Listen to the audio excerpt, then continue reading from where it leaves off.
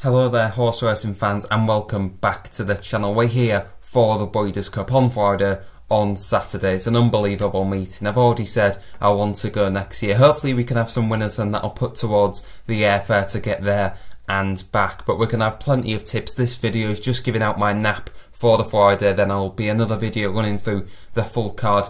Plenty of grade ones, plenty of horses to get stuck into as we build towards the Breeders' Cup Classic on Saturday, Flightline at 1 to 2. We're going to be talking through that race in a separate video as well. Is there any value in Flightline at 1 to 2? All will be discussed later on, but we'll start off on the Friday, usually the harder of the 2 days from a punting side just because it is the juveniles, but we're going to start off in the 7 o'clock where the grade ones begin in the juvenile turf sprint for the 2-year-olds. 5.5 furlongs, $1 million up for grabs. It's going to be an absolute stormer of a race. Starting off with the track itself at Keeneland. It's quite a sharp left-handed track, but there is a long run until you get into the turn. Previously, when I saw the Platinum Queen, the favourite for Richard Fahey and Holly Doyle, drawn in stall 12, if that was at any other course, then I would be really doubting that she could go and win from there. I watched, if you go and watch the Breeders' Cup's turf sprint from 2020 when it was at Keeneland, Glass Slippers won, and you could see that horse wasn't exactly drawn on the inside but could work their way across, and all the horses, the actual pace came from out wide in that race from stalls 11 and 10 I think it was. So horses can get across, it's just how much petrol they use. And we'll start off with the Platinum Queen, who is 3 to 1 favourite, and she's had a fantastic season, to be totally honest. She's had the 7 starts and it started off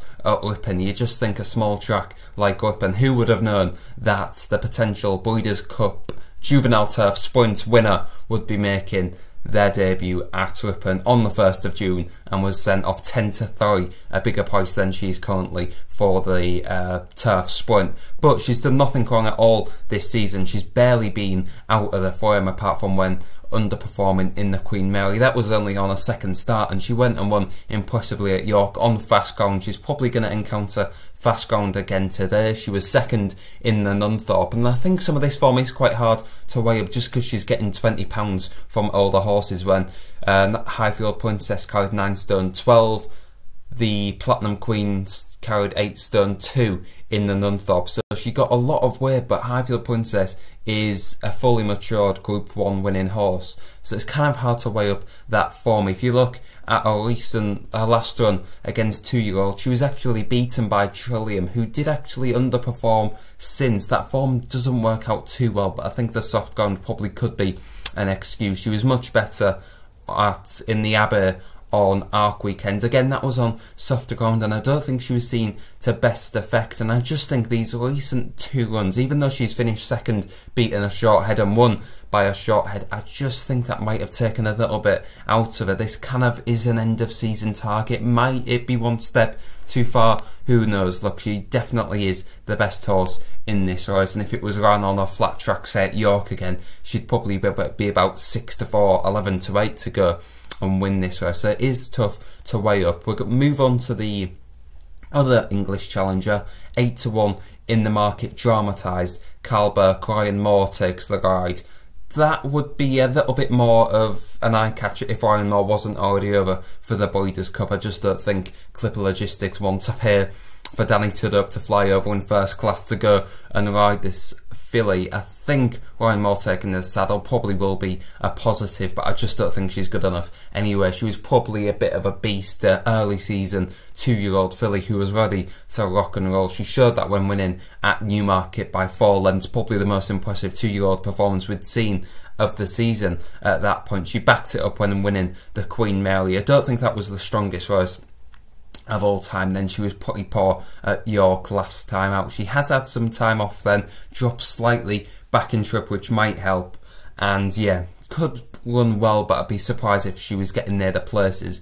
The one that I am siding with and is the nap on day 1 is the Wesley Ward trained Love Lawrence, who was so impressive on debut at Keeneland, and that course and distance experience might just play into this filly's hands. She was so impressive, she showed so much gate speed. She then went over to Ascot, running the Queen Mary, and like most horses that come over from America, Ascot is too stiff of a track. They don't stay the 5 furlongs, got tired, looked home and just got collared. Finished fourth in the end. She was collared for third on the line, beaten about 2 lengths by Dramatise, but then she had some time off since then. She came back at August at Saratoga and was pretty faultless. She took a lead that day. I think that seemed to suit her as well. She travelled so strongly into the race and really put it to bed, let home, saw out the 5.5 furlongs much better, and I think the turn just helps this horse so much. She's got the early gate speed, she can get the position,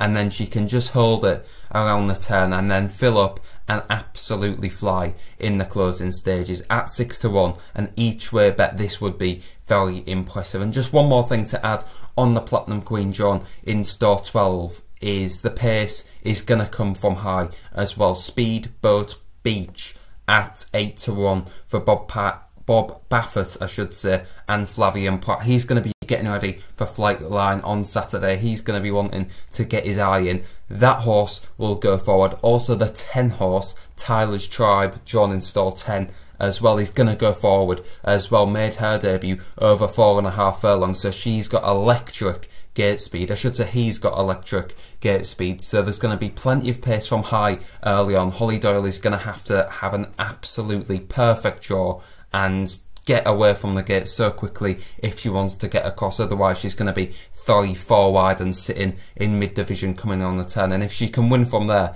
then the Platinum Queen really is a world beater. But Manap on day 1, Love Lines each way at 6-1 looks an absolute storming bet. Arad Ortiz Jr., he's kind of the go-to man in America. He's the one that you want to be following most of the time, at least. So drawn in stall 2, she's going to get a positive position. She's going to be sitting in 2nd or 3rd, or maybe even making all. She's going to be quickening off that bend, and I don't think much is going to go past her. She's got a very good attitude. She's going to run through the line, and at 6-1, that is the bet for me. There's going to be plenty more videos coming for the Breeders' Cup. I simply cannot wait for this meeting, so do make sure to like and subscribe to not miss a video, and hopefully a few winners along the way. That's all from me for now. Thanks a lot, and I'll see you next time.